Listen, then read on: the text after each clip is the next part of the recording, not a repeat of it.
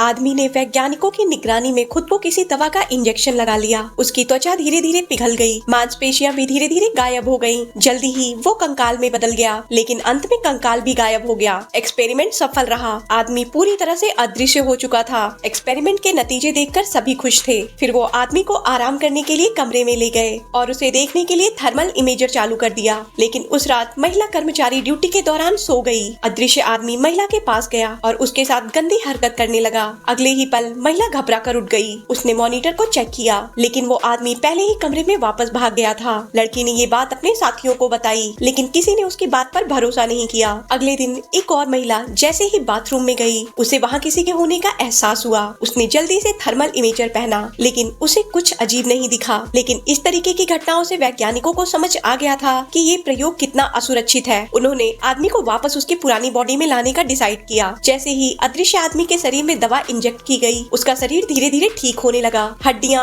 और मांसपेशियां दिखाई देने लगी। लेकिन अचानक कुछ ऐसा हुआ जिससे आदमी बुरी तरह से अग्रेसिव हो गया। उसका पहले दिखाई देने वाला शरीर फिर से पारदर्शी होकर गायब हो गया। वैज्ञानिक समझ गए कि अब इस आदमी को उसके असली शरीर में वापस नहीं लाया जा सकता। उन्होंने आदमी के लिए नई त्वचा बनाना शुरू कर दी ताकि हर कोई उसे देख सके। लेकिन आदमी को अदृश्य होकर ज्यादा मजा आ रहा था। रात में उसने मॉनिटर की तरफ देखा और बिना किसी के जाने उस प्रयोगशाला से भागने का प्लान बनाया। उसने चुपके से मॉनिटर के तारों में कुछ छेड़छाड़ की और लैब से बाहर निकल गया। वो अपने घर लौट आया। उसने अपनी सामने वाली बिल्डिंग में एक महिला को कपड़े बदलते देखा और उसके दिमाग में एक शैतानी ख्याल आया। उसने अपनी नकली स्किन उतार कर फेंक दी और औरत के दरवाजे पर पहुंचकर नॉक किया। औरत ने दरवाजा खोला, लेकिन उसे वहाँ कोई नहीं मिला। इसी बीच वो अदृश्य आदमी ऑलरेडी उस महिला के घर में घुस चुका था। Subscribe for part 2।